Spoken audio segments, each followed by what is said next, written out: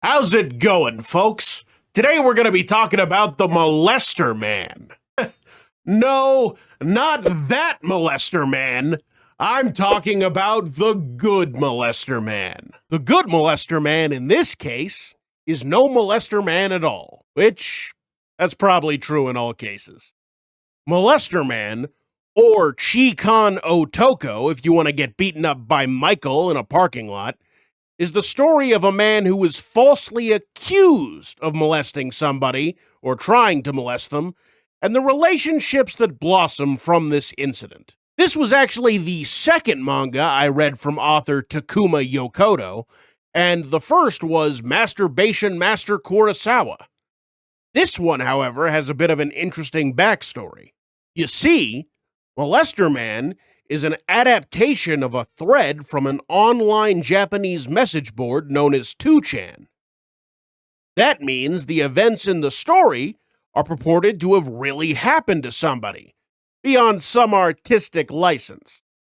However, with my own experience of online message boards, I'm going to have to assume that this story is like me murdering my wife.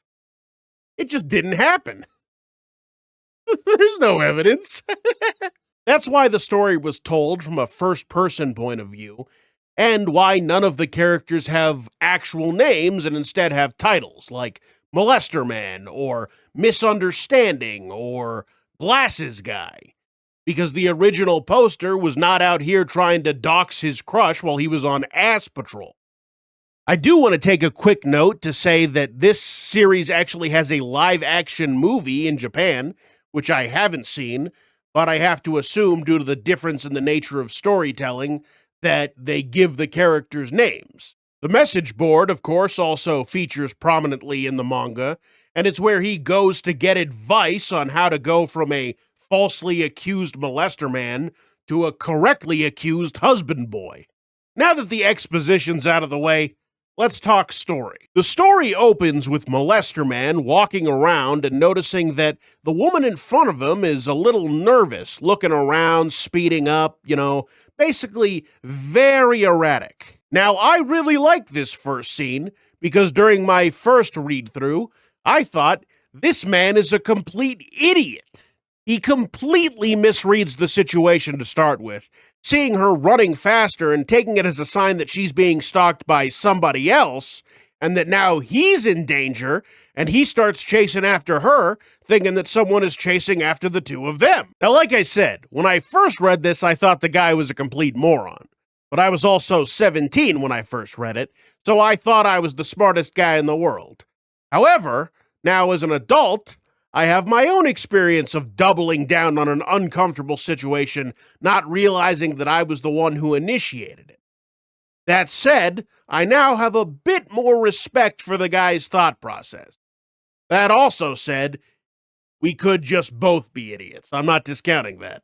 Anyway, after quickly running her down and shaking her violently, trying to convince her that he is not a dangerous individual, they are caught by a man with glasses, and they all decide to go down to the police station to clear everything up. Sorry, molester man. Hey, at least it's not raining. Ah, shit. They hammer away at the issue, and after telling the molester man, yeah, it's true that you didn't molest me, but I can't be sure, the girl agrees to go settle it between themselves without police intervention. They actually resolve this situation pretty quickly and painlessly as well. However, man does get a little retroactively pissed after he realizes he's out of the danger zone. He gets over it after lunch, though. Although I gotta say, this happens immediately after he beats the allegations. I don't get what's going on in her head. I really don't get it. But I like where this is going. Which makes me think those allegations might be coming back for round 2. But whatever, let's move on. Yes, that is my restaurant. During lunch, the two discussed the Iraq War in great detail because it was 2004 and it was a popular topic amongst Japanese college students, and then the two exchanged phone numbers, because my man's idea of game is filing a delayed police report. Respect. He also passes her hidden test after she confirms that his house is indeed on the same route as hers. Why is this guy so interested in the Iraq War? Also, as seen here, the story and by extension Molester Man starts referring to the main girl as misunderstanding, because that rolls off the tongue better than that bitch who almost ruined my life. This is a great panel. They schedule a meeting through texting and slowly nudge Mr. Glasses out of this clear friendship setup. I also notice she's calling him Mr. Molester, which seems like a bit of a dick move, but I guess I can't really say anything, huh? I also want to take a moment here to commend my man's mental game. He gets accused of sexual deviancy, and then after it's cleared up, he immediately tries to leverage that into a date. What a guy. I also don't want to keep saying Molester Man, so I'm going to refer to him as Mo going forward. Anyway, they meet up, and Mo here thinks he's got a good shot at that date until Mr. Glasses shows up unexpectedly looking all handsome and shit. Luckily for him, though, Glasses was here for Mo, and he just really wanted to apologize, but also still had to fuck off. So, nothing really happens.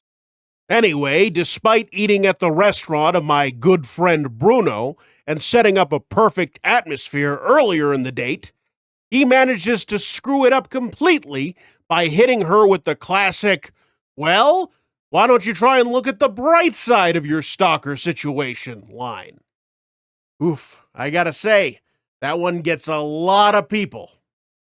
He then throws his new friend Glasses under the bus, and the evening ends with Mo getting mixed signals once again. I gotta say, if I was getting as many mixed signals as this guy seems to think he's getting, I would just change carriers. There's no way this is worth all the hassle. But it's his 2chan thread. After getting a call from Glasses, it also turns out he's way more compatible with this guy, both of them bonding over crabs and television, and not a single mention of the Iraq War. Then again, who knows? Maybe bringing up modern military conflicts is the key to getting a date in this economy. Also, this nice user gives him some cooking advice. Well, that was a summary of the first 3 chapters, and as you've probably guessed, the actual tone of the series is a lot calmer than the initial premise suggests. Now, this is of course a romance, but it is also very much the simple story of a man meeting new friends after an interesting encounter. And to me, these moments are where the story truly shines. There's a sort of childish optimism to the initial events of the story, but the characters still grow in the short 22-chapter run. Although I don't know what the fuck this was about. Frankly speaking, some of it made me so frisky it gave me it made me shake with anger. And it looks like Molester Man has this match in the bag, but wait! On the count of 9, the allegations get a second wind! And that seems like a decent segue to start talking about the art. Now, I wouldn't say the art looks like shit. It serves its purpose, but it is very simple and it suffers from that. A lot of these characters look the same, and you're going to be telling them apart by hairstyles or accessories.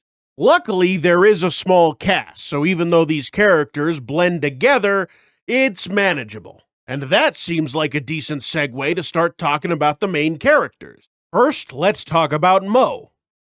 Mo seems to be your average early 2000s young adult. He's crass, he's insecure, he's girl crazy, and he's a little bit racist. But he's self-aware, has great taste in anime, and does seem like he wants to help in his own twisted way. He's also incredibly relatable, as shown here. He's certainly got his flaws, but as a protagonist, he's not too... Hold on, what did he just say? I'm gonna kill that son of a bitch. Misunderstanding is very understandable. She's cautious and maybe a bit overly polite, but considering her circumstances, it makes sense. There's actually not much to talk about because the story starts to shift away from her once you get to around the middle, But, she's nice while she lasts. Kansai is the star of the show here. She's a great supportive friend, she's a human icebreaker, and she's one of the best comedians I've ever heard. I've learned a lot from her personally. Great stuff. I gotta say, that Mo guy, not too funny. Look at this joke. What a great joke. Now, for the final character, it's arguably the most important one in the story. The 2chan message board. Now, I am aware that this isn't a singular character, but is in fact a mishmash of anonymous assholes, but they give a lot of the advice, they push the story forward, so pretty important. That said, you can't really rate them on the same kind of scale you do the other characters, so I'll just say it seems perfectly representative of an early 2000s message board. I keep saying that, but it's probably representative of a current online message board. I'm pretty sure they just ripped it straight out of the thread.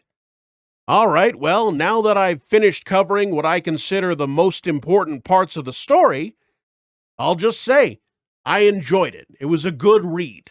It was simple, it was short, not too deep, just like the author's other works, but it was much more comfortable to read than something like Masturbation Master Kurosawa. The characters are all college-aged, there's nothing crazy going on, it's just the story of a man finding something good out of a very crappy situation. What's not to like? Well, I'll tell you what's not to like.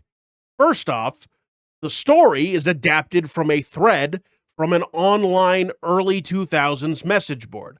I've been saying that, and the reason I keep saying that is because that is not a time period known for its consideration of others. Wasn't a huge deal for me when reading it, but I could see why that would be a turnoff to some people. And this is mitigated a little by the fact that it's an adaptation, so obviously they're not going to put in the most vile stuff, but the manga itself was from 2007. So the mindset of the public was not that different, and some stuff you might not enjoy probably slipped through the cracks. The second kind of plays into the first, but it's also present in all of the works I've read so far, and that is a very crass protagonist, arrogant to a fault, and it's not played up in a way that he's rewarded for it, but it's not a major point of his character to get rid of those traits like it was in something in Masturbation Master Kurosawa. So they're there throughout the entire thing. Obviously worse off in the beginning, but if you can get through that, it's not too bad. Basically what it boils down to is this. If you can stomach some early 2000s cringy internet culture, you've got yourself a good story. I'd recommend it.